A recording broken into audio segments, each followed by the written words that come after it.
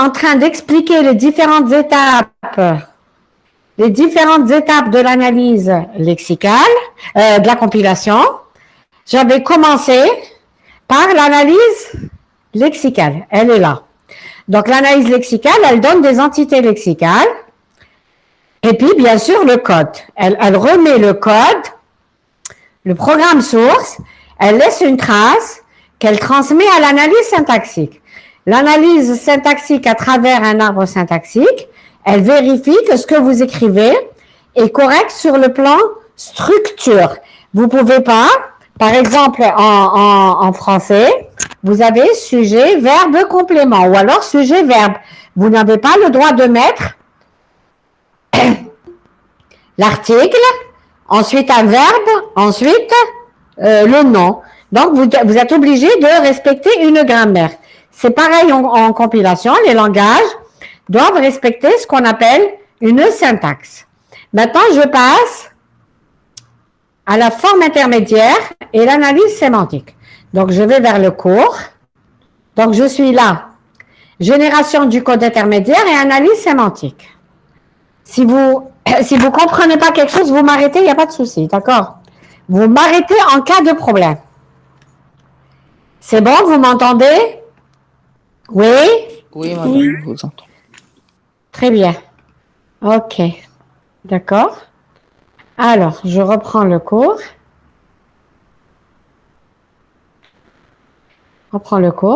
Alors, la génération de code intermédiaire, c'est quoi? Vous êtes parti. Alors, vous partez d'un code source. Vous faites une analyse lexicale, c'est-à-dire, vous récupérez les mots corrects du langage, qu'on appelle les entités lexicales. Vous récupérez aussi, bien sûr, votre code source. Vous le récupérez, sinon vous ne pourrez pas faire d'exécution, de génération de code objet et d'exécution après. Donc, l'analyse syntaxique, elle permet de vérifier que les entités lexicales sont bien enchaînées entre elles. La génération de code intermédiaire, elle consiste à écrire le code source sous une forme très facile à interpréter, très facile à compiler. Je donnerai les détails plus tard. C'est-à-dire que ce n'est pas encore l'objet du chapitre. Là, c'est des généralités. Nous sommes en introduction. Donc, la génération de code objet, elle permet de générer à partir d'une entité syntaxique un code simplifié de bas niveau. Il y a même des codes que vous avez déjà vus en algorithmique. Est-ce que vous avez eu à étudier en algo 2, algo deuxième année, la notion de forme postfixée, la postfixée? Oui ou non? Oui, madame. Non, madame. Voilà. Donc, c'est la postfixée. Enfin, une des formes intermédiaires, c'est la postfixée. Maintenant, l'analyse sémantique, elle permet de vérifier si la chaîne, si le programme qui était correct lexicalement, qui était correct syntaxiquement, est correct aussi sur le plan sémantique. Bien sûr, ça ne se fait pas comme ça, ce n'est pas aléatoire, mais ça doit respecter ce qu'on appelle la notion de grammaire. Donc, il y a des grammaires syntaxiques qui permettent de vérifier les syntaxes. Il y a des grammaires sémantiques qui permettent de vérifier que la sémantique de vos programmes, de vos langages, sont corrects. Alors, je prends un exemple. Exemple.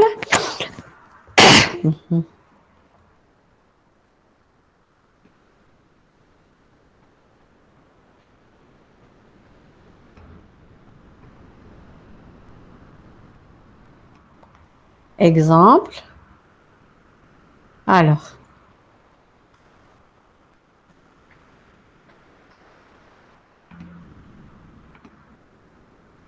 Je suis toujours sur le tableau blanc de la dernière fois. Alors, vous avez écrit if A, je reprends l'exemple, supérieur à B. Est-ce que vous voyez mon écran? Est-ce que vous voyez le tableau blanc? Oui. Oui, madame. Oui. D'accord. Très bien. Alors, then.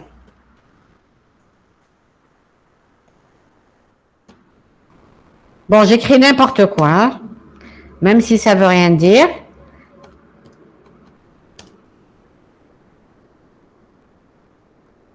Voilà. Donc, j'ai écrit une instruction if toute simple. Donc, c'est if, then, else. Syntaxiquement, c'est correct. Hein? Un if, il est toujours suivi d'une condition, toujours suivi d'un then. S'il n'y a pas de then, il y a une erreur. Le then doit être suivi par une instruction ou plusieurs instructions, un ensemble d'instructions.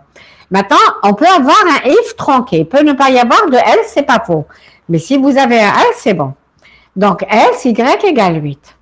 Alors, quand vous avez... Alors, jusque-là, tout est correct lexicalement, tout est correct syntaxiquement, mais sur le plan sémantique, on va voir. Alors, si vous écrivez, vous déclarez A, quelque part dans le programme, dans les déclarations, vous déclarez A comme étant un entier et B, donc là, plus haut, dans les déclarations, vous avez dit que A était integer, vous avez dit que B était booléen, et vous comparez A par rapport à B. Vous comparez A par rapport à B, A étant entier et B étant booléen, je ne peux pas, cette condition est fausse. Cette condition est fausse, il y a un problème, il y a une erreur de type A et B ne sont pas compatibles. Donc, c'est une erreur, c'est ce qu'on appelle une erreur sémantique. Donc, dans notre cours,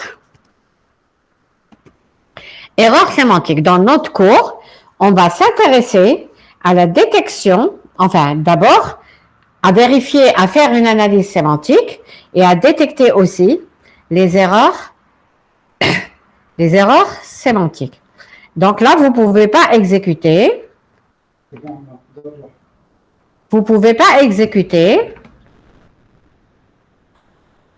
Il y a une erreur sémantique. Alors, je reviens au cours. Alors, vous êtes là. J'ai un schéma. Vous avez l'analyse syntaxique. Quand il y a des erreurs sémantiques, on va voir comment les détecter. Vous avez ce qu'on appelle des erreurs. Et ces erreurs-là, il faudra peut-être les gérer. C'est-à-dire un bon compilateur est un compilateur qui essaye de détecter toutes les erreurs et d'essayer d'aider à les corriger. Sinon, au pire, vous détectez les erreurs et vous sortez du programme source. Voilà. Source. L'analyse, la génération de code intermédiaire, donc, c'est une étape entre l'analyse syntaxique et l'analyse sémantique. Elle permet d'écrire ce code sous un code de bas niveau, sous une forme très, très simplifiée. Voilà. Donc, je continue, je vais au cours. Donc, la prochaine étape, c'est l'optimisation de code objet. Alors, l'optimisation de code, son objectif, c'est d'optimiser. Vous êtes parti d'un code. Quand vous êtes en train d'écrire du code, vous avez une application à informatiser, à automatiser. Vous écrivez un programme, écrit dans un langage X,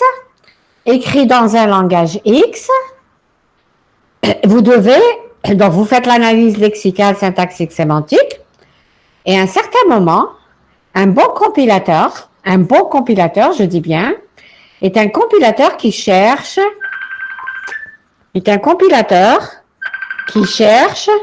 à optimiser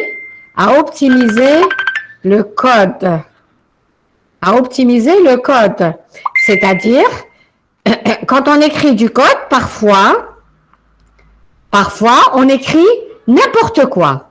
L'essentiel, L'essentiel, c'est que le code soit correct. En fait, vous êtes plusieurs étudiants.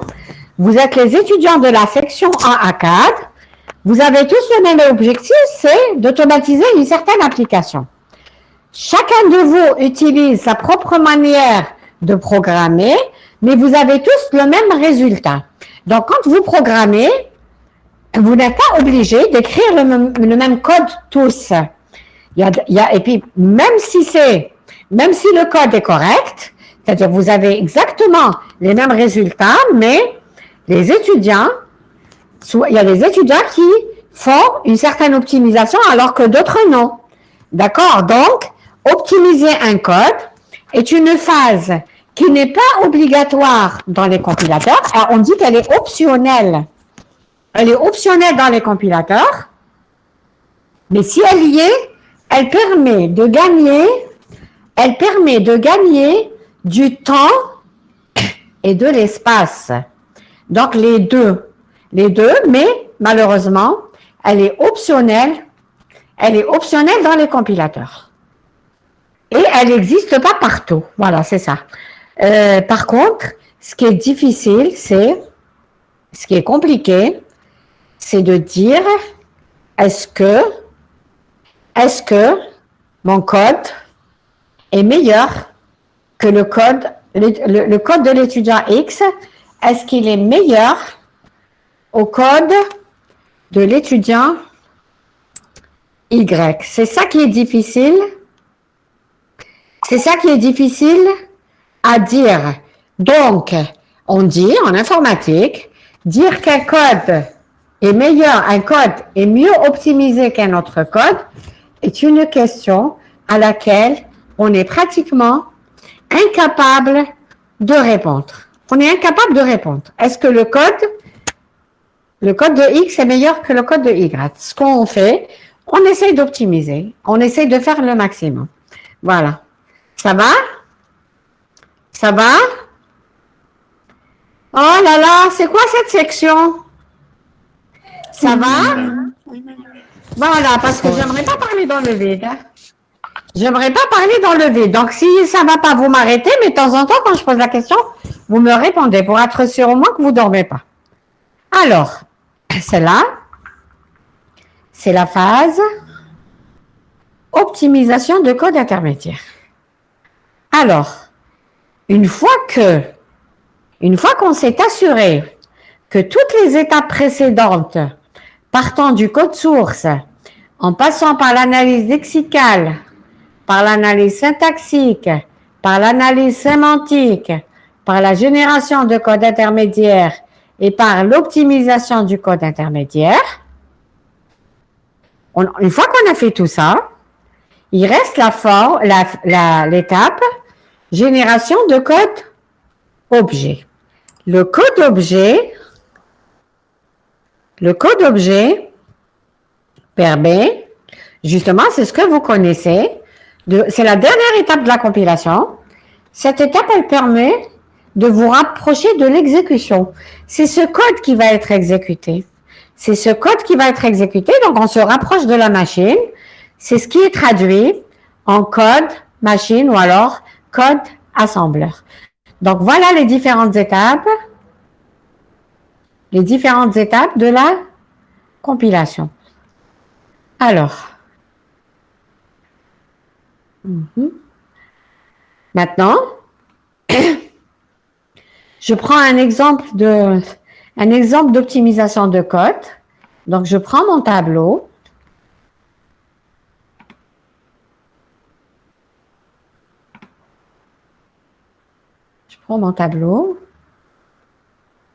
Alors, un petit exemple.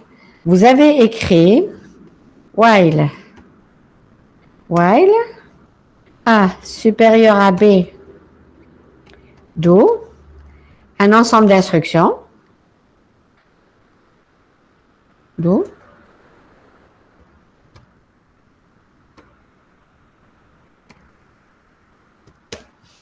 etc.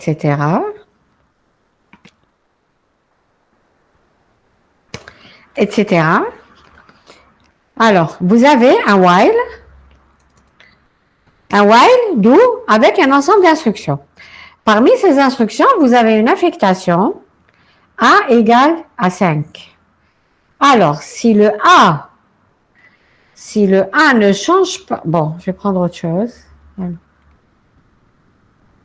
X. Si le X ne change pas dans la boucle, si le X reste toujours égal à 5, il serait intéressant de le sortir. Je le sors et je le mets avant.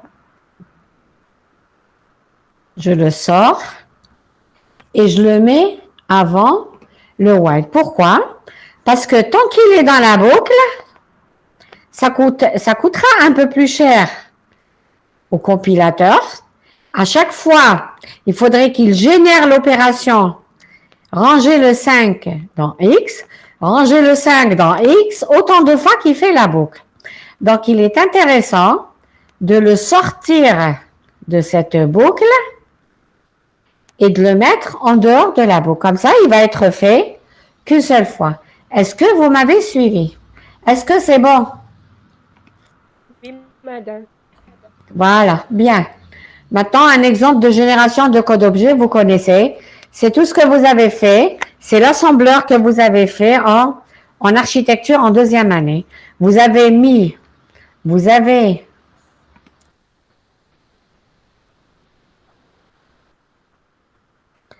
X reçoit A plus B. Vous avez X reçoit A plus B. Donc, quand vous voulez générer du code, vous chargez A, load A par exemple, add B, et vous mettez tout le résultat dans X. Donc, store dans X, voilà. Donc, voilà un petit exemple de génération de code intermédiaire. Donc, ceci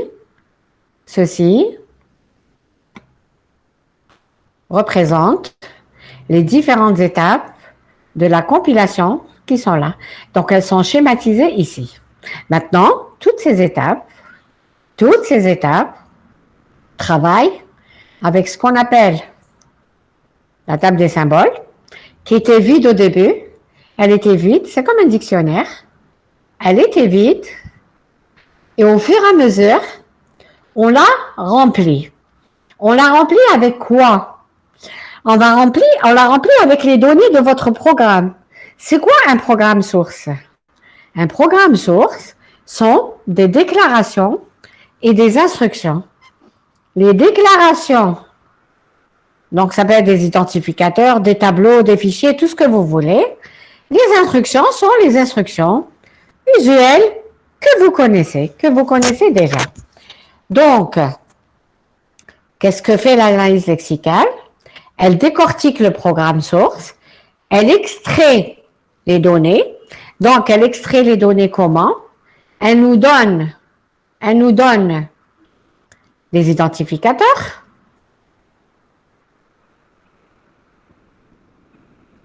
Donc, qu'est-ce qu'elle fait? La compile. Alors, l'analyse lexicale,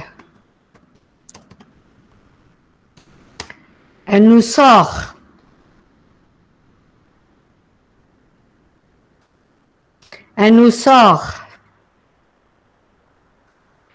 les identificateurs.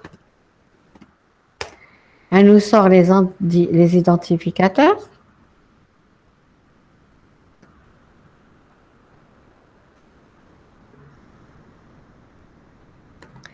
Elle nous sort les identificateurs. Elle nous sort les constantes. Les mots-clés existent déjà quand vous écrivez, quand vous concevez un langage, quel qu'il soit. Quand vous concevez un langage, la première des choses que vous sortez, que vous fixez dans ce langage sont les caractères de ce langage. Parce que c'est les caractères, soit des chiffres, soit de l'alphabet. Ce sont ceux-là qui constituent l'identificateur. Donc, si c'est pas comme ça, je ne peux pas écrire un identificateur. Donc, vous avez les caractères L'alphabet, les constantes, les chiffres. Vous avez les constantes. Vous avez les mots-clés. Un mot-clé, il est défini tout de suite dans le langage. Vous avez conçu un nouveau langage X, vous êtes des informaticiens, vous êtes appelés à aller dans le milieu du travail. Si le langage C++, le langage Python, tous ces langages-là ne vous satisfont pas, qu'est-ce que vous faites? Vous créez un autre langage dans lequel vous posez ce que vous voulez faire et puis vous pouvez définir donc vos mots-clés. Les mots-clés qu'on connaît sont if, then, else, while, repeat, begin, and, tous les mots-clés que vous connaissez des langages. Donc, ceci représente une donnée du langage, c'est-à-dire c'est une hypothèse.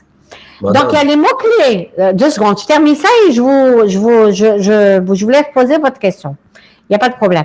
Alors, les mots-clés, ils sont définis dans le langage. Les séparateurs aussi appartiennent au langage. Les séparateurs, ou alors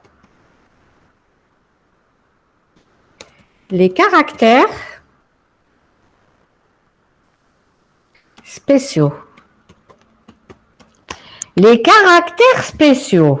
Les caractères spéciaux sont le plus, le moins, multiplié, divisé, supérieur, inférieur, tout ça, c'est les caractères spéciaux. Ils constituent une donnée de votre langage. Donc, en fait, ce qui est nouveau dans un langage, c'est les identificateurs et les constantes. Donc, ça, c'est vous. Ça, c'est le programmeur. C'est le développeur. C'est le programmeur. C'est celui qui écrit le code qui définit ses propres identificateurs et ses propres constantes. Donc, c'est ça qu'on met dans la table. C'est ça qu'on met dans la table des symboles. Donc, au début, on met les identificateurs et les constantes. Au fur et à mesure que vous les rencontrez dans votre programme. Et après, ça c'est dans l'analyse lexicale. Hein. Dans l'analyse syntaxique, qu'est-ce que vous faites? L'analyse syntaxique, c'est elle qui permet de détecter le type d'un identificateur. Le type d'un identificateur. Donc, le type d'un identificateur, une fois que vous l'avez, vous allez dans cette fameuse table des symboles. Vous allez dans cette fameuse table des symboles. Donc, vous mettez l'identificateur et à côté, tout ce qui concerne l'identificateur. Donc, entre autres, son type. Mais vous allez voir au fur et à mesure que l'on avance dans le cours de compilation, vous allez remarquer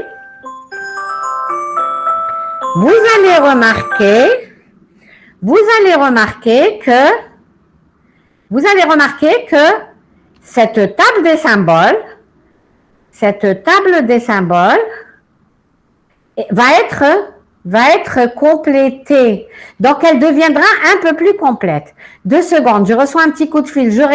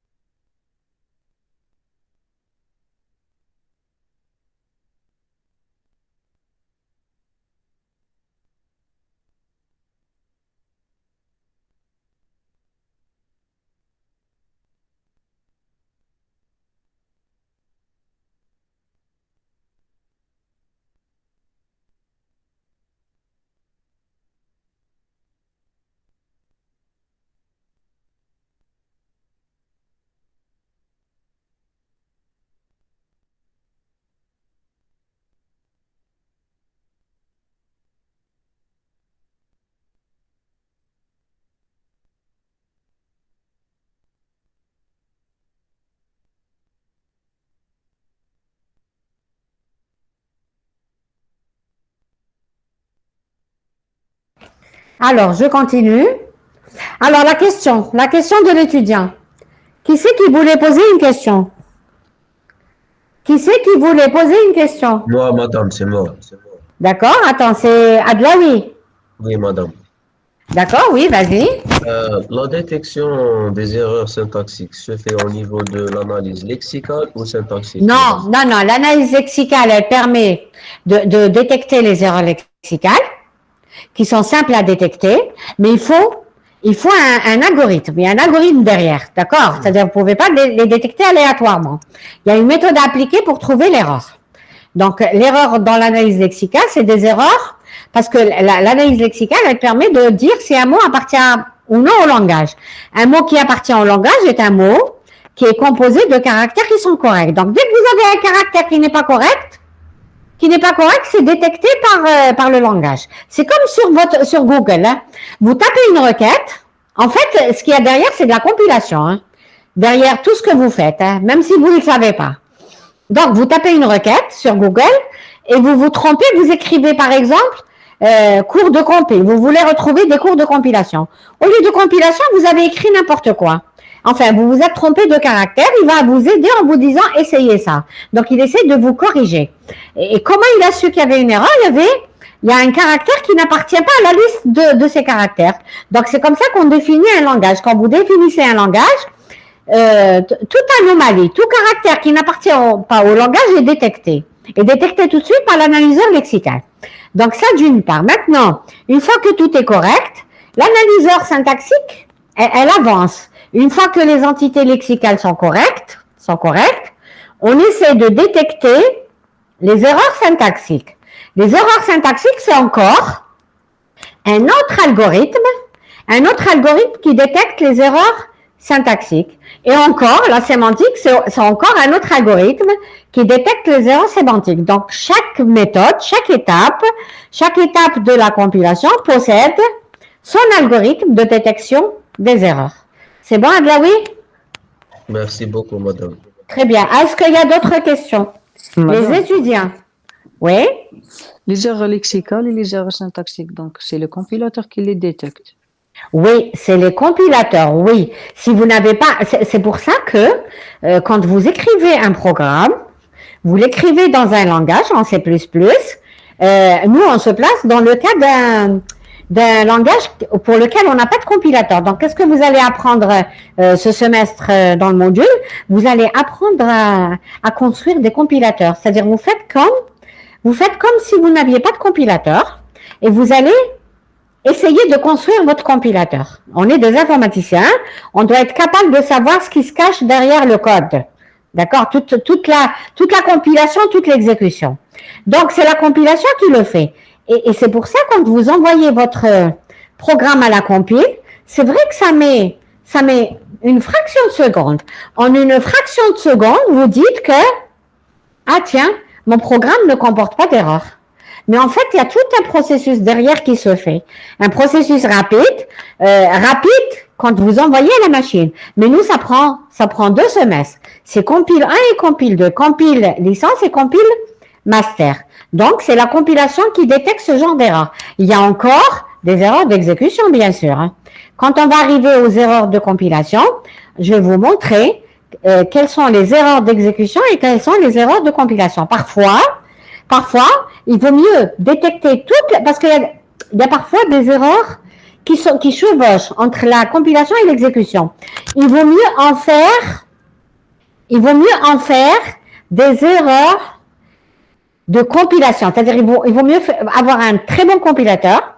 Comme ça, l'exécution, elle sera plus rapide que de laisser certaines erreurs de compilation, les laisser à l'exécution parce que même l'exécution peut les détecter. Voilà. Est-ce que c'est bon? Encore, d'autres questions? Questions?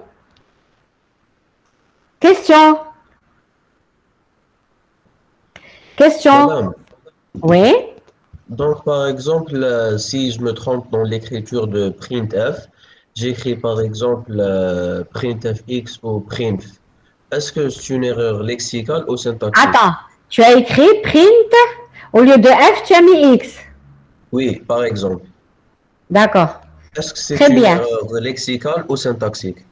D'accord. Dès que je démarre le cours, tu seras capable toi-même de répondre à cette question. D'accord?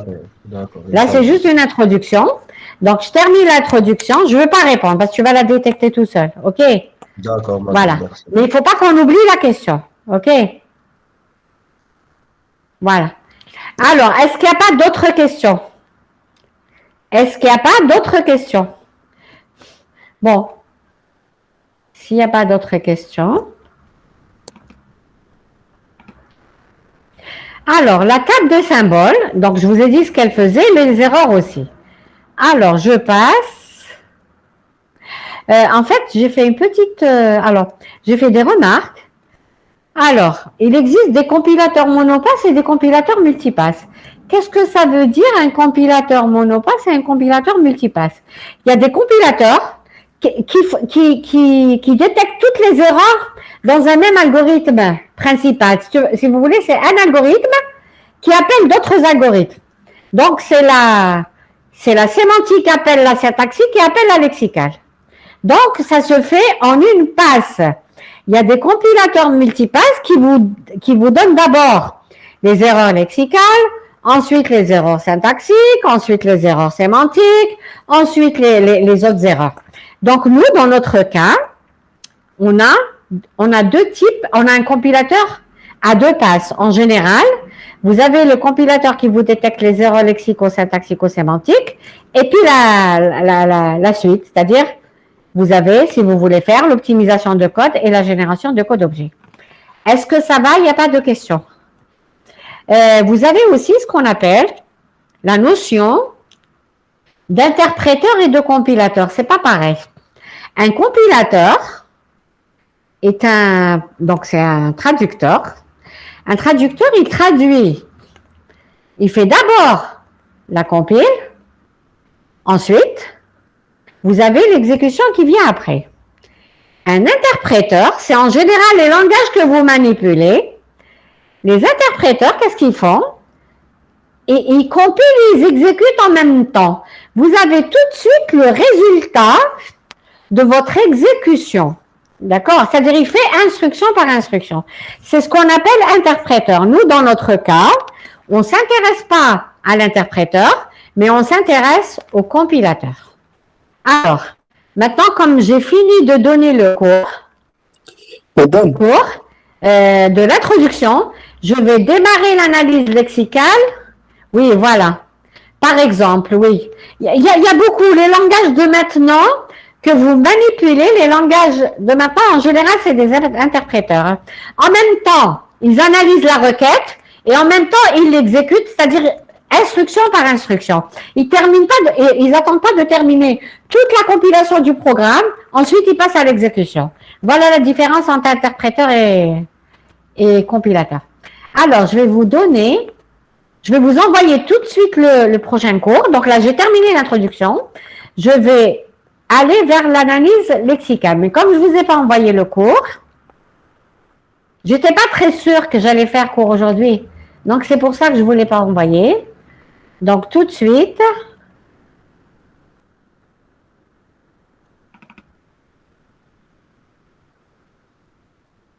Alors.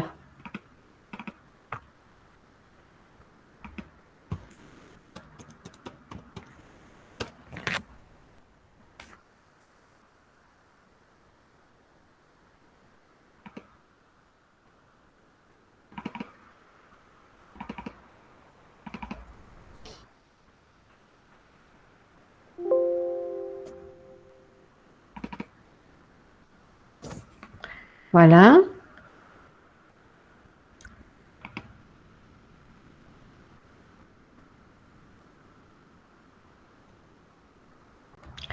Alors, le cours est là.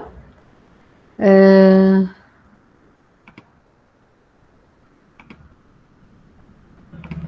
vais le partager avec vous. Je vais le partager. Est-ce que vous le voyez? Est-ce que vous voyez le cours? Oui, madame.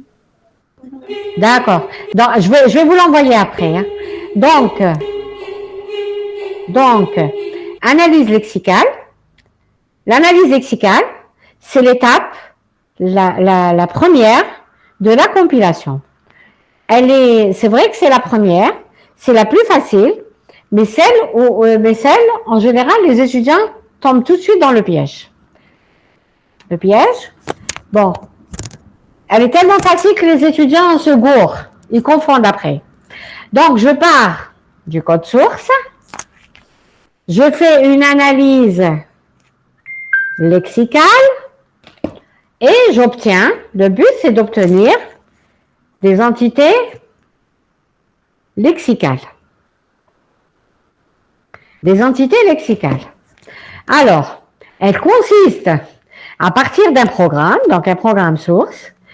Un programme source n'est rien d'autre qu'une suite de mots, séparés par ou pas par des blancs. Mais les mots, c'est quoi? C'est un ensemble de caractères. Donc, vous écrivez un ensemble de caractères que vous collez les uns aux autres, qui forment des mots. L'analyse lexicale, elle permet d'extraire ces mots parce que vous ne pouvez pas aller à l'analyse syntaxique sémantique, à la génération de code objet. Vous ne pouvez pas avoir une bonne exécution si vous vous êtes trompé dans les caractères que vous utilisez dans l'écriture de vos programmes. Le développeur doit respecter les caractères qu'il a définis dans son langage. Donc, vous avez conçu un langage, vous commencez par définir les caractères. Les caractères, c'est-à-dire les chiffres et l'alphabet. Par exemple, vous êtes en train d'écrire en arabe. L'alphabet de l'arabe, c'est alif, ba, ta, etc. Si vous vous trompez dans alif, ba, etc., vous vous êtes trompé, vous avez introduit un caractère quand vous avez écrit les mots. Vous, quand vous avez conçu le langage arabe, vous avez écrit les mots, vous avez défini le caractère en arabe. Mais au moment d'écrire un programme en arabe, un langage en arabe, vous vous êtes trompé, vous avez introduit un mot qui comporte un caractère qui n'est pas de l'arabe. Un caractère qui n'est pas de l'arabe. Donc, qu'est-ce que vous faites? Qu'est-ce qu'il fait le compilateur? Il doit être en mesure de détecter qu'il y a un caractère, on dit parasite. Parasite. Donc, les différentes étapes de la lexicale, c'est elle spécifie les différentes entités ou mots du langage. On parlera alors d'entités lexicales. Parmi ces entités, c'est les identificateurs, les mots-clés, les constantes et les séparateurs. C'est-à-dire, votre programme, votre analyseur lexical, il doit être capable de séparer, quand il lit un programme écrit en C++, il doit être capable de classifier les mots-clés, les constantes, les séparateurs et les identificateurs. Il doit être capable de sortir les quatre classes de mots utilisés dans votre programme, par exemple C++ ou Java ou Pascal, tout ce que vous voulez. Voilà. Son rôle aussi, l'analyse lexicale, c'est qu'est-ce qu'on vous a toujours dit quand vous programmez? Qu'est-ce qu'on vous a toujours dit en ce qui concerne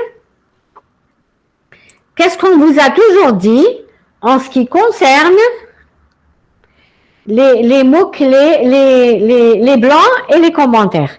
Les blancs et les commentaires, qu'est-ce qu'on vous a toujours dit? Qu'est-ce qu'on vous a toujours dit? Si vous avez une bonne mémoire, indépendamment du compile, en cours d'algorithmique ou alors en programmation. Hein?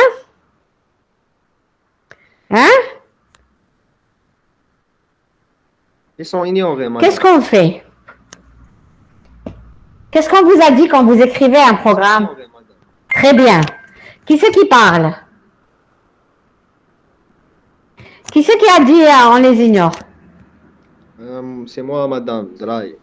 C'est Drey. D'accord. Ok, bien, c'est bien. Effectivement, indépendamment de compile, c'est de la compile. Indépendamment de compile, vous ne connaissez pas encore le module, mais quand vous programmez dans un langage et vous donnez pour compilation et exécution, on vous dit les blancs sont ignorés. Oui, c'est l'analyse, c'est le compilateur qui le fait. Qu'est-ce qu'il fait? Il cherche les mots et il saute tous les blancs. On vous a dit aussi que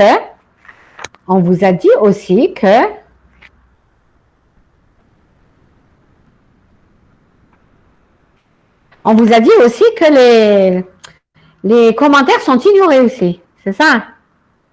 Hein? Oui. Très bien. On vous a dit que les commentaires sont ignorés. C'est ça. Voilà. Donc, les blancs et les commentaires. Voilà. Alors. Donc, d'ailleurs, je ne sais pas si vous avez essayé, quand vous mettez des mouchards, des commentaires dans vos programmes pour détecter les erreurs. Vous pouvez écrire ce que vous voulez dans les commentaires. Ils ne sont pas compilés. Donc, vous écrivez ce que vous voulez. C'est pour vous que vous mettez les commentaires. Ça vous aide à retrouver les erreurs. C'est bon? C'est ça? C'est bon? Oui, c'est bon. Oui. Très bien. Voilà. Voilà. Alors, maintenant, donc, ils permettent aussi de coder les différentes entités. L'analyseur lexical, il a sorti des classes, il a sorti des identificateurs. L'analyse lexicale, elle a sorti les identificateurs, elle a sorti les mots-clés, elle a sorti les constantes, elle a sorti les séparateurs. Pour ne pas alourdir le programme, parce qu'on a dit qu'elle permet de les sortir, mais de garder une trace pour la suite. La suite, parce que bien sûr, on cherche une exécution de notre programme. On ne cherche pas uniquement que les mots soient corrects. On veut aussi que notre programme soit correct parce que c'est ça qui va être exécuté. Donc, la trace, elle est simplifiée. Au lieu d'appeler,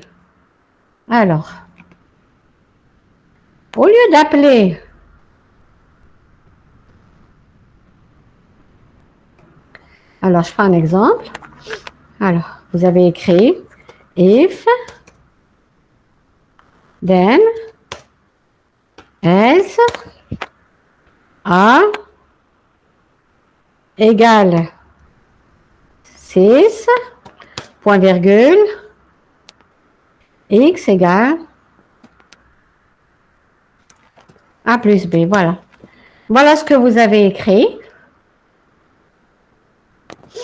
Voilà ce que vous avez écrit.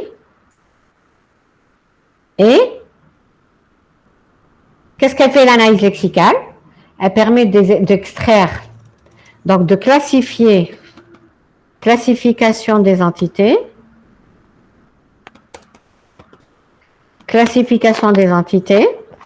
Donc, elle va me sortir elle va me dire quels sont tous ces mots-là. Qu'est-ce qu'elle va faire? L'analyse lexicale, elle a ce qu'on appelle sa table des caractères. Elle a la table des caractères en analyse lexicale. La table des caractères et la table des chiffres. Donc, elle connaît tous les chiffres du langage, elle connaît tous les caractères du langage. Placez-vous, par exemple, dans le langage C++. Donc, j'ai mes caractères, mon alphabet et mes chiffres. J'écris if. Que va-t-il faire l'algorithme? Que va-t-il faire? Il va voir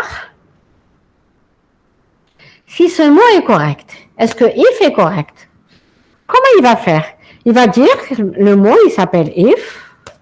C'est if. Il va dire il est composé de i suivi de f. C'est i suivi de f.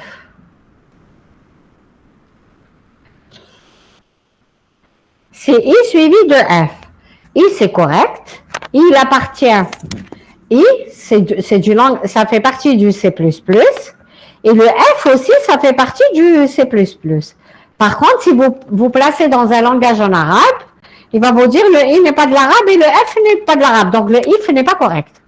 Là, ce n'est pas le cas. Je suis dans un langage qui s'appelle, par exemple, C++. Le I est correct et le F if est correct. Donc, le if est correct. Quand tous les caractères d'un mot sont corrects, ça veut dire tout le mot est correct. Donc, il va me dire if est correct. Maintenant, il ne sait pas. L'analyseur lexical, il sait que c'est un mot correct. Mais il ne sait pas, est-ce que c'est une constante? Est-ce que c'est un mot-clé? Est-ce que c'est un identificateur? Qu'est-ce qu'il va faire? Il va aller dans la table des mots réservés. Parce que dans la table des mots réservés, j'ai tous les mots clés du langage. Donc, il va comparer. Il a toute une table à côté. Il va comparer. Tiens, est-ce que le if se trouve dans la table? Est-ce que le if se trouve dans la table des mots clés? S'il se trouve dans la table des mots clés, il va dire que if est un mot clé. If est un mot clé. C'est bon, il n'y a pas d'erreur. Qu'est-ce qu'il va faire? Il va le coder. Il va le coder. Qu'est-ce que ça veut dire coder? Il va dire que, tiens, il l'a trouvé dans la table. Il l'a trouvé. Donc, c'est par exemple le 5e. Ce mot-clé. Donc, il l'a trouvé. Il l'a trouvé dans la table des mots-clés. Il l'a trouvé dans la méthode. Par exemple, c'est le 5e. Par exemple, c'est juste un exemple. C'est le 5e dans la table des mots-clés. Qu'est-ce qu'il va faire? Il va, parce que moi, j'ai besoin, moi, mon instruction, elle s'appelait comme ça. Elle s'appelait if then else, a égale 6, x égale a plus b. C'est celle-là mon instruction. Donc, je suis en train de faire une analyse lexicale. Donc, il l'a trouvé. Il va me dire, oui, c'est un mot-clé. Il va le coder. Il va me dire, c'est le 5e. Mais c'est le 5e de quoi? C'est le 5e parmi les mots-clés. Donc, par exemple, hein, c'est un exemple. Hein, j'appelle mot-clé. Par exemple, c'est un code. Hein, mot-clé 5. Voilà. Donc, ça, c'est if. Au lieu de traîner après le mot-clé if, je vais traîner un code qui s'appelle mot-clé 5. Il va avancer, il va rencontrer le then. Le T est correct. Il a bien sûr une procédure, il a des outils pour vérifier tout ça. Hein. C'est le but de notre cours, hein, c'est de donner ces outils. Donc, le T est correct, le H est correct, le E est correct et le N est correct. Donc, le then est correct. C'est pareil, il sait pas au début. D'emblée, il ne sait pas est-ce que c'est un mot-clé ou un identificateur. Donc, il va aller dans la table, il va encore chercher, il va trouver le then. Ah tiens, c'est encore un mot-clé. Donc, qu'est-ce qu'il va faire? Il va coller. Il va le coder et le mettre dans la suite. Il va dire c'est par exemple le 20e. Ça, c'est then. Ensuite, il va rencontrer le S, il fait la même chose. Il va trouver le S, il va dire tiens, c'est le mot-clé. C'est le mot-clé 34, par exemple. Donc, ça, c'est if. Ça, c'est le code de if. Vous codez comme vous voulez. Hein. Vous codez comme vous voulez. L'essentiel, c'est de retenir un code. C'est mot-clé 5. Le 20, c'est mot-clé 20. Et ça, c'est le mot-clé 34. 34. Donc, voilà. Il va continuer l'analyse lexicale. Jusque-là, il n'y a pas d'erreur. Hein. Jusque-là, c'est très bien. Imaginez que je me sois trompée et j'avais écrit ça. Alors, j'avais écrit ça. Ce caractère-là, par exemple, il n'appartient pas au langage C++. Ben, il va vous dire que ça est une erreur. Il va vous dire, j'ai détecté une erreur lexicale. Quand il détecte une erreur lexicale, ni il code, ni il s'intéresse à ce mot. Il va dire erreur. Voilà. Donc, bon, c'est pas le cas. Je continue. Ensuite, il trouve A. Alors, A,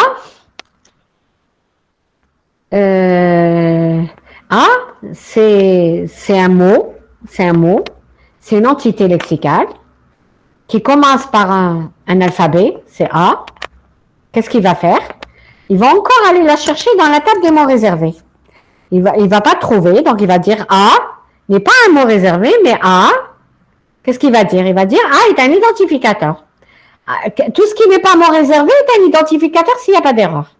Donc A est un mot, est un identificateur. A est un identificateur. Donc, et qu'est-ce qu'il va faire? Il va l'insérer. Donc, le compilateur, l'analyseur lexical, il insère, parce que je n'ai pas la table des identificateurs et des constantes. C'est une donnée du programmeur. C'est vous, quand vous avez programmé, vous avez mis le A. Alors que les NS sont des données du programme. Hein. Vous n'avez rien inventé. C'est du C++, par exemple. Hein. A, un étudiant, il met A, l'autre étudiant, il met ce qu'il veut. Il met B, il met... Donc, c'est votre donnée. Donc, qu'est-ce qu'il fait? Il insère l'IDF, l'identificateur A, dans la TS, et il code. Comment il code? Quand il insère, avant d'insérer le A, dans la table des symboles, qu'est-ce qu'il fait? Bon, il a vérifié que c'est pas un mot-clé, c'est bon, mais il va aller dans la table des identificateurs et il vérifie. Est-ce que vous ne l'avez pas déjà inséré? Il ne faut pas insérer. C'est celle-là le dictionnaire. Un dictionnaire, un mot dans un dictionnaire n'existe pas plusieurs fois. Un mot dans un dictionnaire, il n'existe qu'une seule fois.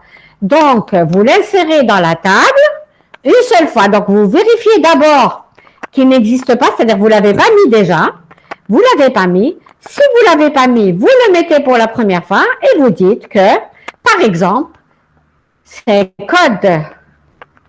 Vous dites, donc, et il code, oui. Alors. Il code. Donc, il va donner un code. Par exemple, je vais appeler ça,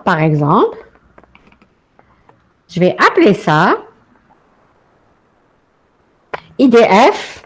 Et comme c'est le premier que vous avez inséré, vous l'appelez 1. D'accord? IDF 1. Est-ce que vous me suivez? Oui, très bien. OK.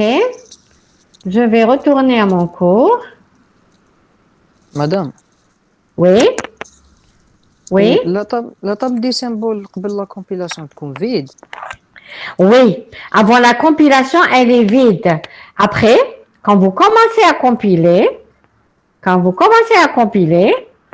elle met au fur et à mesure vos données, les identificateurs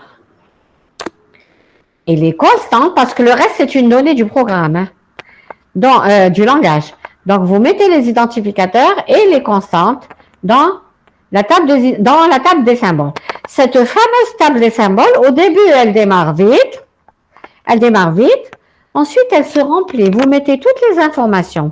Et à la fin de la compilation, en fait, c'est sur cette table, avec le programme source, que va travailler la génération de code objet. Il y aura toutes les informations qui consistent, vos données. Je prends un exemple plus compliqué. Vous appelez une procédure dans une autre procédure. Donc, il y a un appel de procédure. Quand vous faites l'analyse lexicale est incapable de détecter est-ce que c'est une procédure. Tout ce qu'elle détecte, c'est le mot-clé procédure, par exemple, avec le nom de la procédure. Elle ne sait même pas, l'analyse lexicale ne sait même pas que c'est une procédure. Pour elle, c'est un identificateur. Donc, vous mettez le nom de la procédure dans la table des symboles, vous avancez, en syntaxique et en sémantique, tiens, vous rencontrez le mot-clé procédure. C'est en syntaxico-sémantique qu'on remarque que finalement, que c'était une procédure. Qu'est-ce qu'elle fait l'analyse syntaxico-sémantique? Elle va dans la table des symboles. Là où vous aviez inséré l'identificateur, elle va rajouter à côté que finalement c'est une procédure. C'est un nom de procédure. Donc elle met à côté que c'est une procédure. Plus encore, parce que une procédure, elle se trouve quelque part en mémoire. Donc il y a une adresse de base, il y a des paramètres, il y a des paramètres d'entrée, des paramètres de sortie, il y a plein de choses.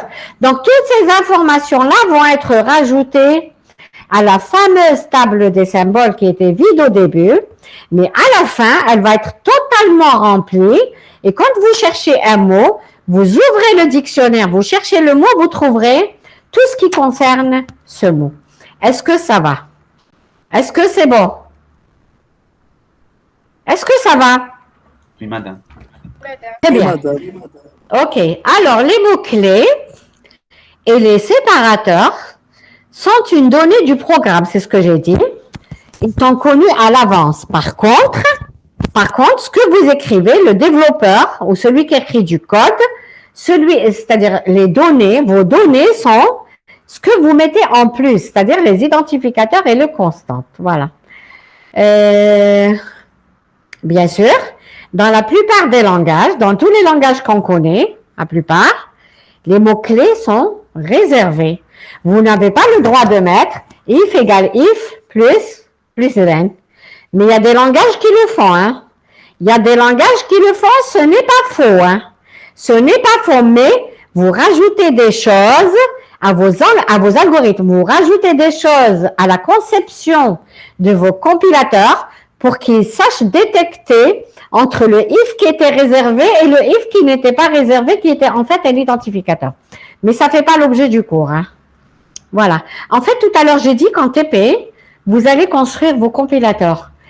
Oui, quand on avait du temps, les étudiants construisaient leurs compilateurs. Mais maintenant, vous n'allez pas le construire totalement. On va vous donner des compilateurs qui existent en littérature, c'est-à-dire sur lesquels sont basés les compilateurs existants.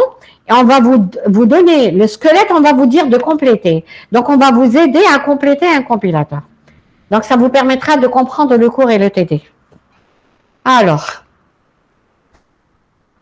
donc ça dit ce que j'avais dit tout à l'heure. Alors, comment on implémente un analyseur lexical? Tout à l'heure, jusqu'à maintenant, avec les deux cours, on a dit, c'est bien de reconnaître les mots du langage, mais on ne les reconnaît pas aléatoirement. La machine est un robot, c'est un automate. C'est un vrai automate, hein. C'est vraiment un automate. C'est les automates que vous avez vus en THL. Donc, elle est incapable, compile est une suite de THL. Mais en fait, compile, THL, c'est théorie des langages. Comme son nom l'indique, c'est la théorie des langages. Sur quoi sont fondés les langages? Sur quoi sont fondés les langages? Alors que la compilation, c'est l'implémentation de ces langages. L'implémentation des automates que vous avez vus en THL. Et puis, compile, il y a de la logique mathématique, c'est algorithmique, c'est des algorithmes, il y a de l'architecture et il y a du système. D'accord? Surtout la deuxième partie. La partie qui parle de génération de code objet, il y a beaucoup de systèmes d'exploitation. Alors, oui, donc, l'analyse lexicale, elle ne se fait pas aléatoirement, c'est un automate. On va implémenter l'outil qui vous permet de détecter les erreurs lexicales ou alors de dire que j'ai zéro erreur lexicale. Donc, c'est l'implémentation. Alors, on part de grammaire, des grammaires d'expression régulières qui sont reconnues par des automates à état fini. Vous savez ce que c'est une grammaire régulière? C'est ça? Bon, je ne détaille pas, c'est du THL, d'accord? C'est du THL, je ne détaille pas. Donc, pour l'implémentation d'un automate, c'est je vous renvoie vers votre cours de THL pour ne pas perdre de temps. Déjà que le semestre est court. On est en retard de 2 mois. 1 mois et 1 semaine en retard. Mais ça ne veut pas dire que je vais faire la course. Hein, ça ne sert à rien. Ça ne sert à rien de faire la course et que les étudiants ne comprennent pas. Donc, on va essayer de rentrer dans notre programme parce qu'on peut. Mais quand il y a des rappels, je vous envoie vers le cours de THL. Donc, automate, grammaire, c'est THL. Maintenant, notre problème, c'est compile. Compile, donc voilà. Comment, étant donné un langage, comment reconnaître les mots corrects d'un langage? Comment détecter, comment sortir les entités lexicales? Comment sortir les entités lexicales d'un langage? Comment les sortir? Alors, on dispose. Vous me suivez? Est-ce que vous suivez? Oui, madame. Oui, madame. Très bien. L'autre jour, je me suis trompée. Je vous ai sorti un quart d'heure avant parce que j'ai confondu le 9h40 avec le 11h10. En fait, si j'avais commencé à 10h, donc c'est jusqu'à 11h30. Aujourd'hui, c'est 11h30. On ne va pas se permettre, d'accord? Alors, comme le cours, c'est dimanche et mardi, donc le cours d'aujourd'hui devait être fait à 1h, je l'ai fait maintenant, mais le cours de mardi, c'est férié. C'est férié, on va le rattraper. On ne peut pas se permettre. Donc, on va le faire comme il y a les TP mercredi. On ne fera pas TP mercredi, enfin, vous ne faites pas TP. Si ça ne vous gêne pas, je fais un rattrapage de cours de compil. C'est pour être à jour.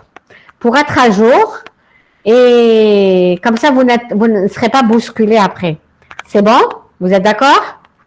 Je vous dirai l'heure. Hein. Je vous dirai l'heure une fois qu'ils auront fixé l'emploi du temps. Hein. Parce que même le cours de compil, ça ne sera pas mardi après-midi. Ça sera mardi peut-être le matin. Donc, on va refixer ça et je vous recontacte. Je vous enverrai le cours. Et puis, on va essayer de faire une séance mercredi. C'est bon? C'est bon? Oui, madame. Allô? D'accord. OK. Merci. Alors, donc nous disposons d'un programme d'entrée. Ce que j'appelle la chaîne, c'est votre programme écrit en C++. Hein, c'est le programme. Donc, représentant, pas l'entité, mais les entités.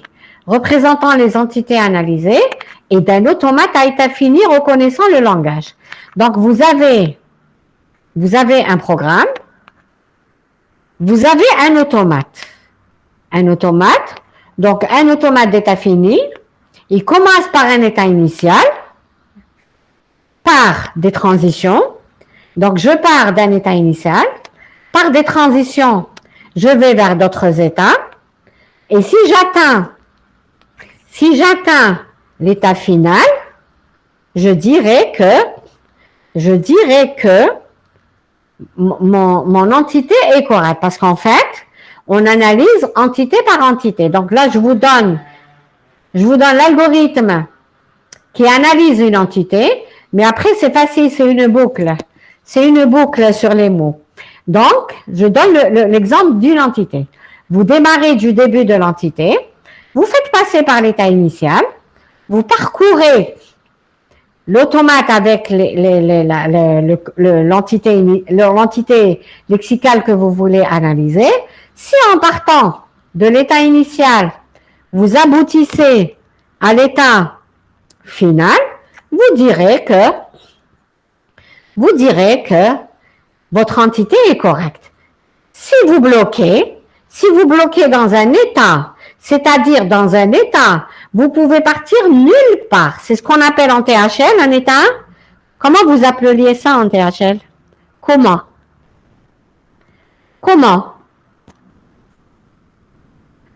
vous appeliez ça en THL? Comment? Est-ce que vous êtes là? Madame, vous pouvez répéter la question. D'accord. Alors, ma question, c'est, étant donné une entité, pour savoir si elle est correcte, je la fais passer par un automate. Je démarre de l'état initial. Je parcours l'automate avec l'entité initiale. Si j'arrive à un état final, je dirais que l'entité est correcte. Sinon, quand est-ce que je dirais qu'il y a une erreur? Quand est-ce que je dirais que dans un automate, quand est-ce que vous dites que vous avez une erreur? Quand est-ce qu'il y a un problème? Un état final. Voilà, vous n'arrivez pas à un état final, c'est-à-dire, en d'autres termes, qu'est-ce que vous avez? Des non terminaux. Non, vous n'avez pas des noms terminaux dans un programme. Est-ce que dans le programme que vous écrivez, est-ce que vous avez des noms terminaux? Vous avez des terminaux. Un programme, c'est des terminaux. Les noms terminaux, on va en parler après. On va parler après des noms terminaux. Mais Madame, quand est-ce que vous direz? Oui? c'est pas un automate indéterministe. Non, c'est quand vous arrivez à un état, et vous ne pouvez pas partir quelque part, vous êtes bloqué. Un état puis. État puis. Oui ou non? Oui, on Vous arrive savez pas à ce que- sortir de l'étape. On peut pas Voilà. Quand vous n'arrivez pas, vous dites c'est un état puis. Tant que vous arrivez à sortir, c'est bon. Mais dès que vous êtes bloqué, vous dites c'est un état puis. Il y a quelque chose qui ne va pas dans le mot. Le mot est faux. Donc, c'est comme ça qu'on vérifie. Donc, voilà l'algorithme. Il est là, l'algorithme. Alors, début, on lit la donnée. On lit notre donnée. C'est par exemple if. Terme courant. Le terme courant, il reçoit le premier caractère. Terme courant reçoit le premier caractère de ce qu'il faut analyser. Vous avez une entité analysée, vous avez par exemple le then. Je prends le then, il est un peu plus long. Le then, donc au début, le terme courant reçoit T, et l'état courant reçoit l'état initial de l'automate. Un automate, il a toujours un état initial et des états finaux. Donc, je me positionne à l'état initial, c'est l'état courant. Ensuite, je parcours mon automate. J'ai then, j'ai le mot then à faire passer par l'automate. Donc, tant que j'ai pas l'état puis, le vide c'est l'état puis. C'est comme ça que vous écriviez en THL, non? Qui c'est qui vous a fait THL? Qui c'est qui vous a fait THL? C'est monsieur Laichi, madame. D'accord. Donc, tant l'état courant n'est pas vide, et c'est pas la fin de l'entité, qu'est-ce que vous faites? Vous passez à l'état suivant. À l'état suivant, par exemple. Alors, tableau blanc.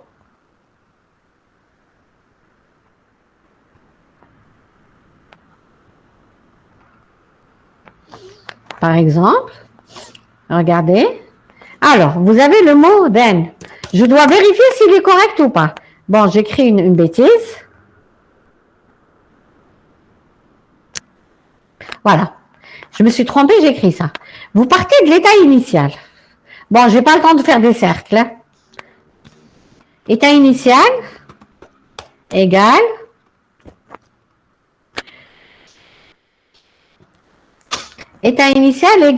par exemple, I0. Bon, I0. D'accord? Avec I0 et T, I0 et T, j'ai pas le temps de faire des arcs, hein, et T, je vais par exemple à I1. I1 avec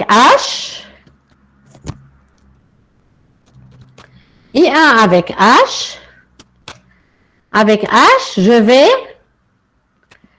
à I2. I2 avec E, je vais à I3. Ça, c'est un automate, hein? Un pseudo-automate. Je vais à I3. I3 avec le caractère. Avec ce caractère, je vais nulle part. Je vais nulle part parce que mon automate ne reconnaît pas ça. En plus, un automate, donc I3 avec ça, ça ne va nulle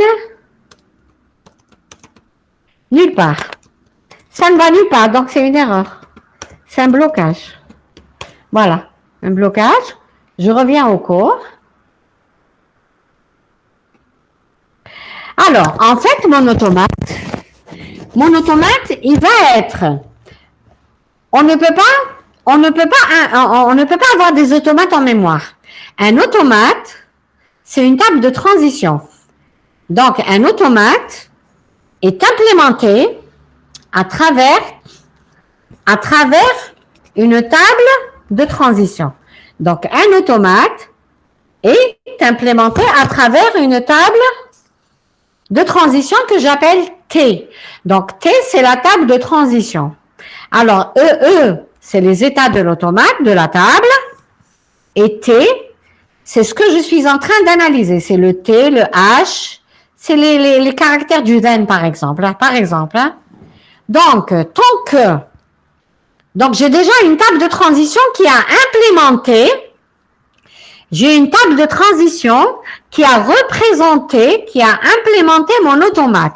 Qu'est-ce qui contient cet automate? Cet automate, il contient, par exemple, je suis en train de compiler le langage C++.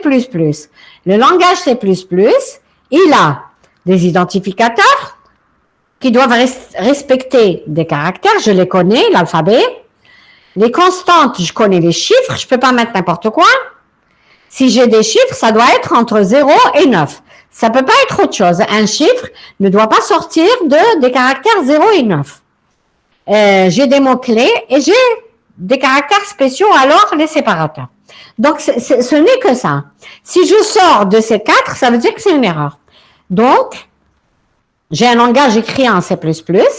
Qu'est-ce que je fais?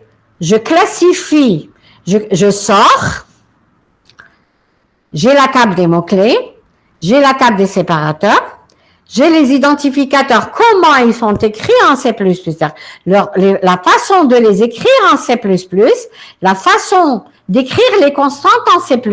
Donc, tout ça doit être maîtrisé avant de vérifier que votre programme est correct.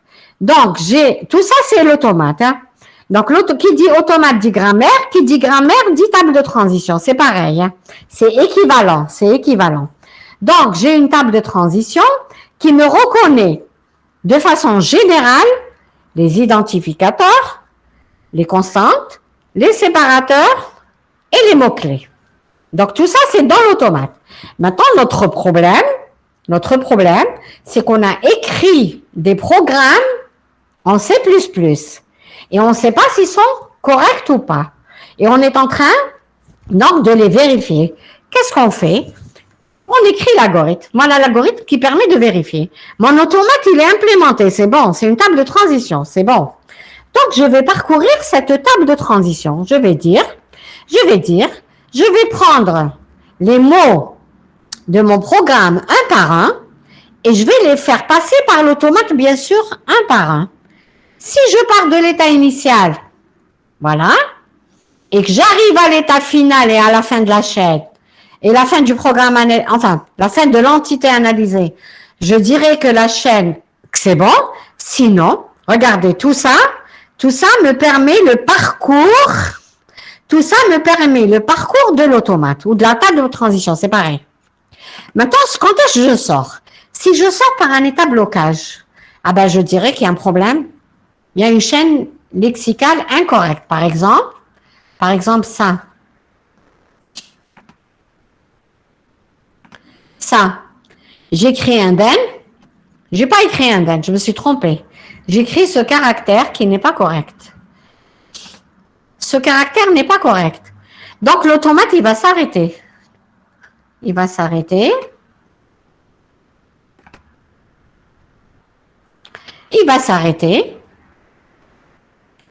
me dire, vous avez écrit quelque chose d'incorrect. Quand est-ce que je sortirai aussi par une erreur de la table de transition de l'automate? Quand est-ce que je sortirai aussi? Quand est-ce que? Hein? Quand est-ce que je dirais qu'il y a une erreur?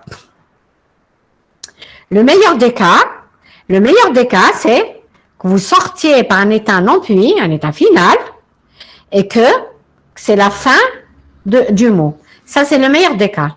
Mais si vous sortez par un blocage, ou alors une non-fin une non-fin d'entité. C'est pas la fin de l'entité.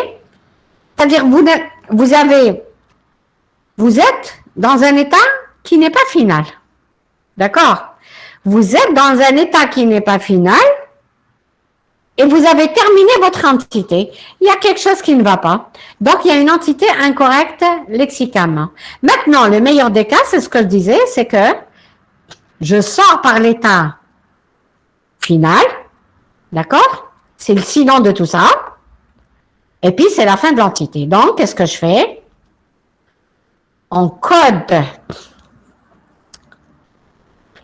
On dit que la chaîne est correcte, le mot est correct. On code l'entité. Par exemple, on a trouvé que c'est un mot-clé. Eh bien, on va dire que c'est le 34e. Donc, mot-clé suivi de son code 34. Le code dans sa table. Si c'est un séparateur, c'est pareil. Maintenant, si c'est un identificateur, ou un identificateur ou une constante, je l'insère dans la table des symboles et je mets le code dans la source, c'est-à-dire dans la trace du programme, parce qu'il faut garder une trace du programme. Est-ce que vous avez des questions? Est-ce que vous avez des questions?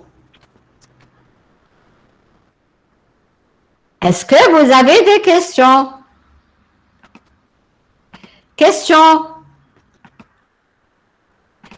Vous êtes là? Non, madame, il n'y a pas de question. D'accord, je vous donne un petit exemple. Donc il est d'ailleurs là dans le cours. Donc peut-être vous allez faire TD. Possible que vous fassiez TD cette semaine. Alors, je vous demande vous prenez l'exemple. Je vous demande de reconnaître une constante réelle. Donc, écrivez l'exercice. C'est donner l'algorithme. Donner l'algorithme de reconnaissance. Donner l'algorithme de reconnaissance d'une constante réelle. D'abord, il faut qu'on donne la définition d'une constante réelle.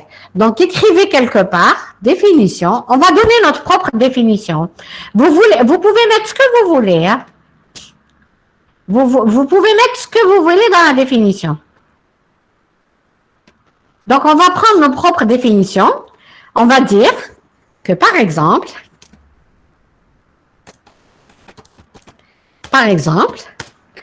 alors, une constante réelle, qu'est-ce que vous pouvez me donner comme exemple?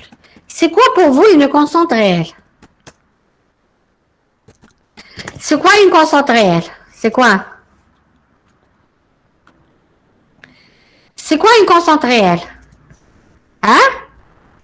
C'est une variable qui ne peut pas être changée ni affectée. Non, ne regardez pas côté sémantique. Donnez-moi côté lexical. D'accord? Regardez le côté lexical. C'est une suite de caractères. C'est ça. On est en lexical. C'est une suite de caractères qui sont des chiffres. D'accord? Ce sont des chiffres. On peut avoir un point ou virgule. D'accord? Un point ou virgule. D'accord? Parce qu'elle est réelle. Donc, 125.67, par exemple. 0. Ça, voilà. Par exemple. Donc, c'est une suite de caractères. On peut avoir un point. On va donner une limite de longueur. La longueur, on va donner une limite. La longueur ne doit pas dépasser les 5 caractères, par exemple. Voilà. Ça ne doit pas dépasser 5 caractères. Est-ce que vous me suivez? Donc, je vous demande de me faire l'algorithme.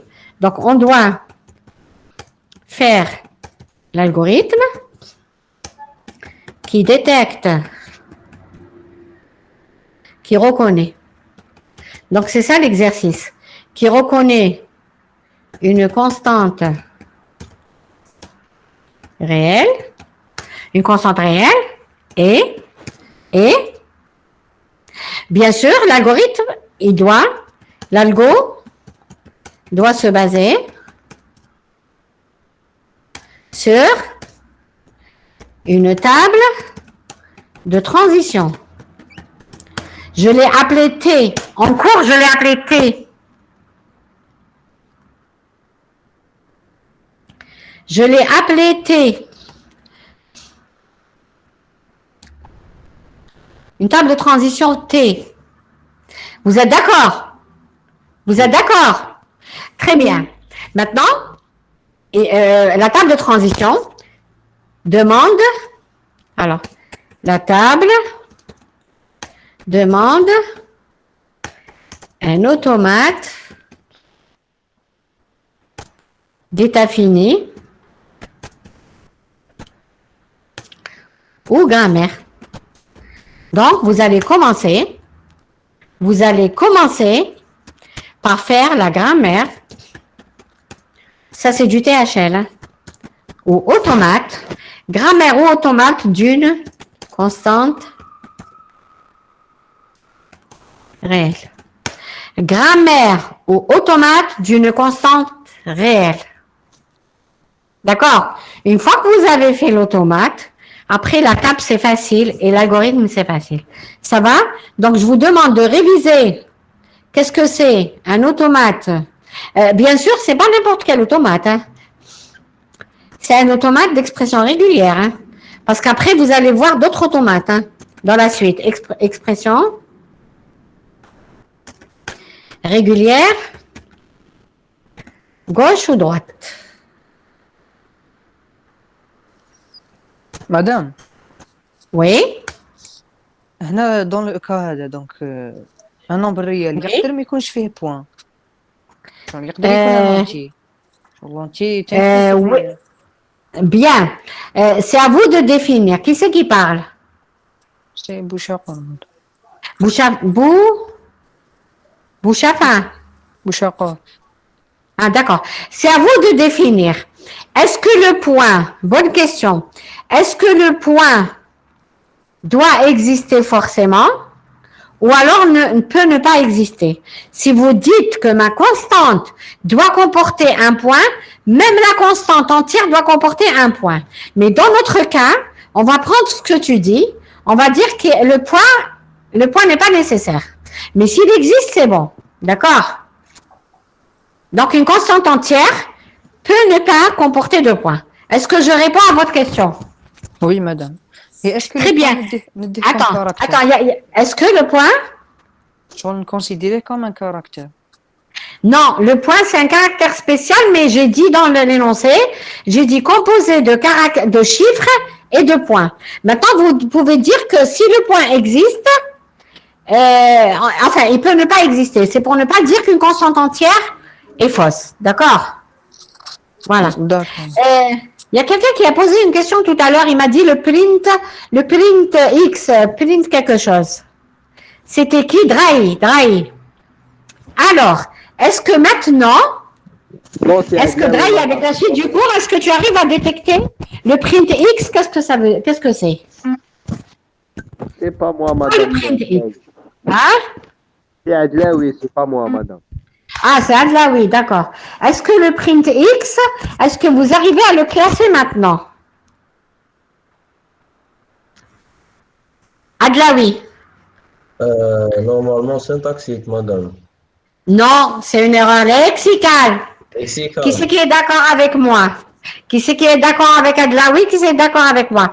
Écoute, tu vas le faire passer par un automate.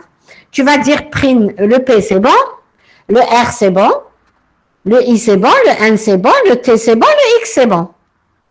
Il va jusqu'à l'état final. Il va considérer le print X comme étant quoi? C'est même pas une erreur. C'est même pas une erreur. C'est une entité lexicale. D'accord? Il va vous dire le print X est une entité lexicale correcte. Et toi, dans ta tête, tu voulais dire que c'était une erreur, c'est ça? C'est ça. Donc, c'est une erreur lexicale, mais syntaxique, mais quand est-ce qu'il va la détecter? Il la détecte pas maintenant. Maintenant, elle va être prise comme étant une entité lexicale. Elle est même pas erronée. OK? Elle est même pas erronée. Il va vous dire, c'est un identificateur, c'est très bien. Madame, C'est mais plus une erreur tard. sémantique. Pardon? C'est une erreur sémantique. J'entends pas. C'est? C'est une C'est une erreur erreur sémantique. sémantique. Non, c'est une erreur syntaxique, mais plus tard. Vous savez pas comment maintenant. D'accord, donc le print X, c'est un identificateur. Il est bon, hein? Si vous vouliez écrire, regardez. Si vous vouliez écrire, je termine ça, je vous libère. Hein? Voilà, vous avez écrit print,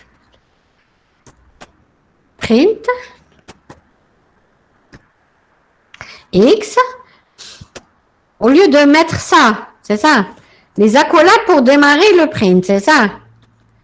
Hein? Donnez-moi la suite du print. Donnez-moi la suite. Qu'est-ce qui vient après le print F? Un parenthèse. Parenthèse. Comme ça, par exemple. Bon, Parenthèse, accolade. voilà, j'écris n'importe quoi. Voilà, par exemple. Hein. C'est ça. Et puis, vous vous êtes trompé. Vous avez écrit print X. Il ne va pas prendre comme étant print mot réservé. Hein. C'est pas un mot réservé pour lui. Parce qu'il est correct en langage. Dans un langage C, dans un langage Java, le print X est correct. Print X, ça peut être, c'est un identificateur pour lui. Hein. C'est un identificateur, d'accord? C'est un identificateur, donc il n'y a pas d'erreur. C'est pas maintenant qu'il va détecter l'erreur. Il va dire l'accolade, elle est correcte. Ce qu'il y a dans l'accolade, c'est correct. L'accolade fermante, c'est correct. Il va vous dire que c'est au niveau de la syntaxe. Ah tiens, on peut pas écrire un identificateur. Et puis une suite de parenthèses comme ça qui veulent rien dire. Donc il va la détecter plus tard. Donc pour le moment, c'est bon. Hein. Pour le moment, c'est un IDF. Est-ce que vous avez compris? C'est bon? Même exemple. Hein. Vous avez écrit if. Vous êtes trompé, vous avez écrit if. Vous êtes trompé. Regardez ce que vous avez écrit. If A supérieur à 0. Then, etc. Le if, il est correct le if. Mais c'est pas if de la syntaxe, c'est pas le if de l'instruction. C'est le if identificateur. If, c'est un if identificateur. Donc, il va vous dire c'est bon. Jusqu'à maintenant, c'est un identificateur. Le A est un identificateur. Le supérieur est un caractère spécial. Le 0 est une constante. C'est 0, c'est un chiffre. Le then, c'est bon. Donc, tout est bon. C'est plus tard, en syntaxique, il va trouver une condition. Il va trouver un then. Il va se bloquer ici. Il va se bloquer juste avant le then. Il va trouver un then. Il va vous dire où est-ce qu'il est le if. Est-ce que vous me suivez? Oui, madame. Oui, madame. Oui, madame. Très bien. Il va vous dire, mais où est-ce qu'il est le if? C'est faux. Il va vous dire le then est faux. Et parce que vous avez, tout ce qu'il y avait avant était faux. Voilà. Donc, pour le moment, ça, c'est correct. Hein. C'est bon? Ça Madame, va? donc, print X, Oui, madame. c'est syntaxique. Voilà, print X. Pour le moment, c'est bon. Pour le moment. D'accord? Il considère print X comme un mot. Très bien. Comme, Comme un mot, oui. Non, même le print F est un mot, mais c'est pas un mot réservé. D'accord? Le print X est un identificateur. Tu as décidé d'utiliser une entité lexicale qui s'appelle print X dans ton programme qui n'a rien à voir avec printf, même si tu t'es trompé, mais en lexical, après il va la détecter, hein, ça passera pas après. Hein. Oui, printx, il le définit comme un mot, mais printf, il fait référence à printer des mots, à écrire des mots sur l'écran. Mais printx ne fait pas référence. Non, ne dites pas référence. Vous dites c'est un mot-clé ou c'est pas un mot-clé. Le printf est un mot-clé. Le printx est un identificateur. D'accord? C'est-à-dire il va le classer dans les identificateurs. Jusque-là, il n'y a pas d'erreur. L'erreur, elle va être détectée plus tard, parce que vous vouliez dire printf au lieu de printx. C'est bon? printfx تما كيديتيكتيها. Oui, madame. Non, le printfx, c'est bon. Il va vous dire, c'est encore un, ça dépend. Si c'est un langage, si c'est un langage qui utilise les mots-clés comme étant vraiment réservés, il va vous dire il y a une erreur. Oui, il va vous dire il y a une erreur. Mais sinon, si c'est un langage qui ne fait pas, non, lexical. Par contre, si c'est un langage qui ne fait pas la différence, il va prendre le printf, c'est bon, et le x, il va vous dire que c'est un identificateur. D'accord? Voilà. Donc, le printfx est un mot aussi. Hein. C'est un mot, c'est pas un identificateur. Hein. Parce qu'il va pas le trouver dans la table des mots-clés. Lui, il s'attend à trouver printf. Vous avez printfx. Madame, Oui. madame, donc c'est un mot. Non, printx, c'est un mot, donc c'est accepté syntaxiquement. Mais Ne parlez pas de syntaxe, je suis en lexical.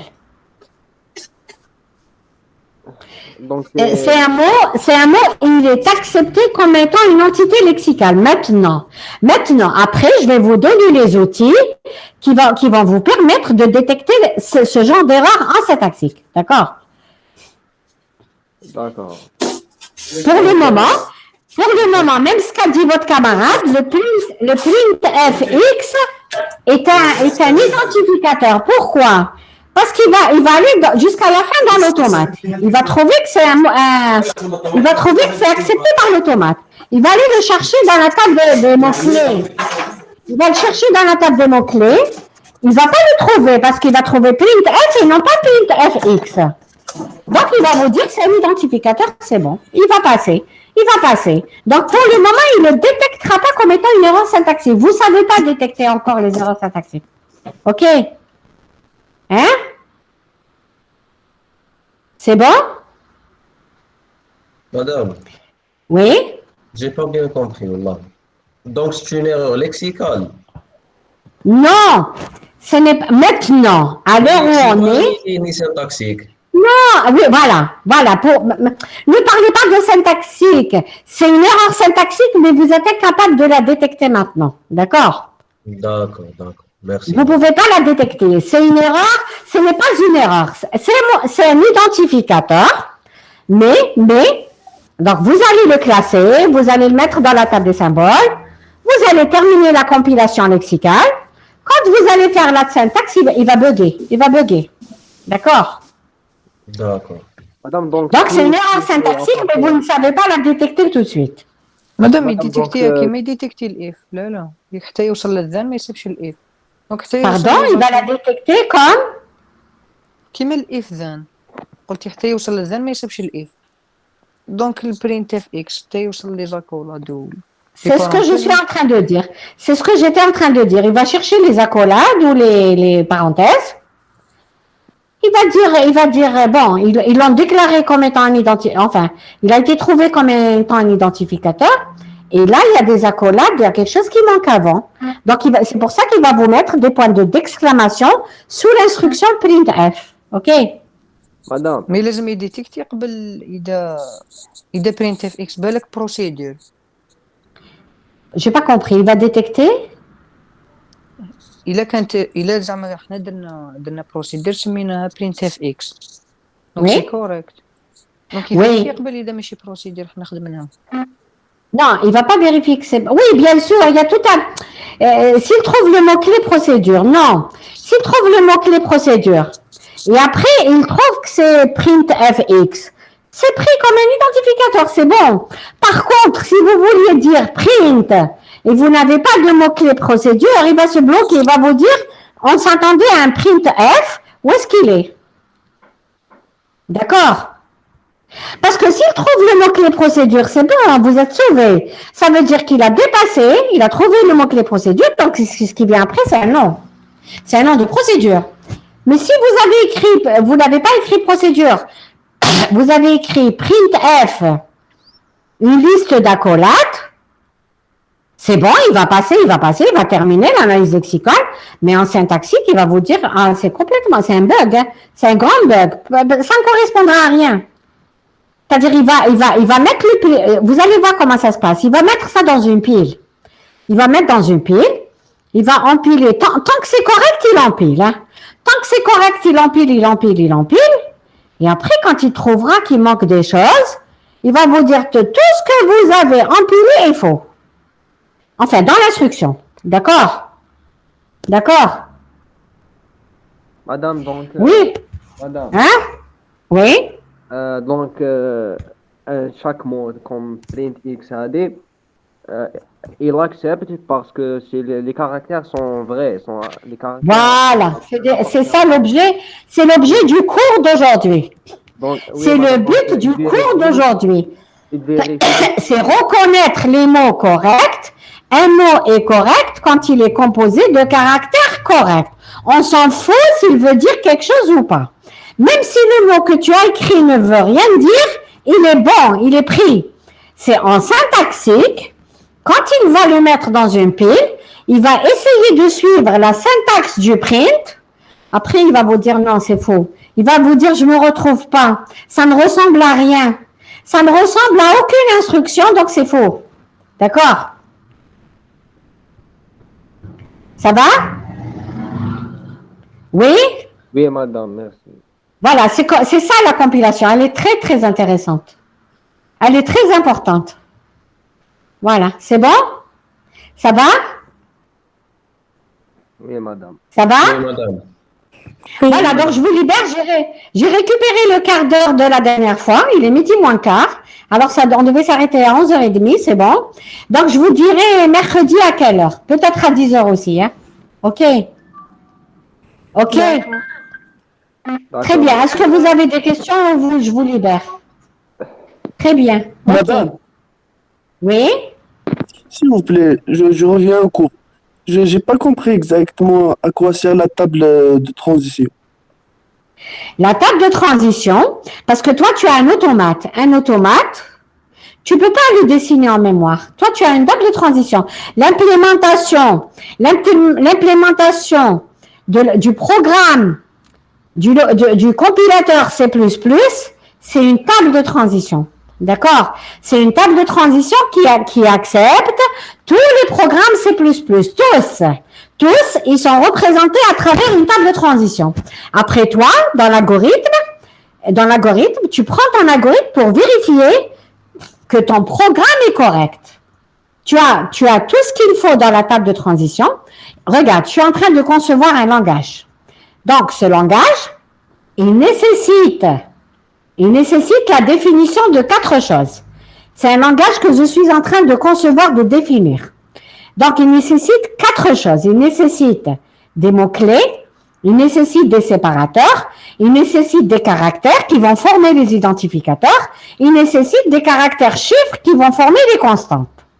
Maintenant, tu vas dire qu'est-ce que c'est un identificateur pour moi? C'est un ensemble de lettres et de chiffres, commençant nécessairement par une lettre. Qu'est-ce que c'est une constante? C'est ça la définition du langage. Tout ça, c'est un automate. D'accord? Tu vas dessiner un automate. Dans un premier temps, je vous ai donné un exemple de la constante. Mais, quand vous concevez un langage, vous avez besoin de 4 petits automates. Un automate qui reconnaît les identificateurs, un automate qui reconnaît les constantes, un automate qui reconnaît les mots-clés, et un automate qui reconnaît les caractères spéciaux. Donc, c'est ça votre langage.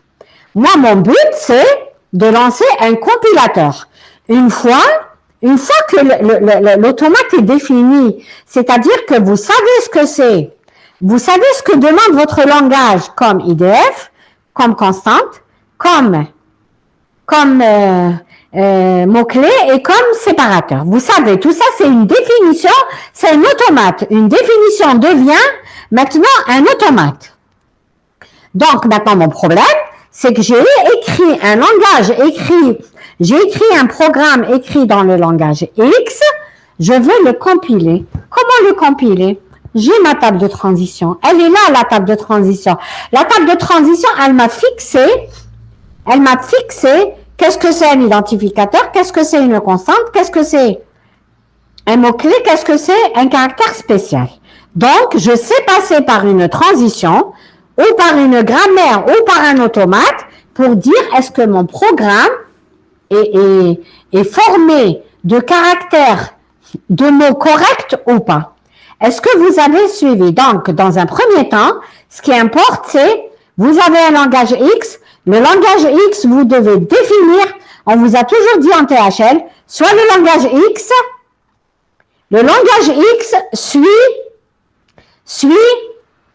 suit la chose suivante, l'automate suivant. Un ensemble de lettres et de chiffres qui se terminent par un chiffre, par exemple. C'est ça que vous allez implémenter. Qu'est-ce qu'elle fait, la compilation? La compilation, elle permet de dire est-ce que votre programme, de compiler, est-ce que votre programme est correct ou pas? Est-ce que vous avez compris, Adlaoui? Oui, madame, c'est bien beaucoup. Pardon? C'est bien beaucoup, j'ai compris, madame, merci. Très bien. Maintenant, ce que je vous demande à tous, à toute la section, vous préparez le petit exercice pour la prochaine fois.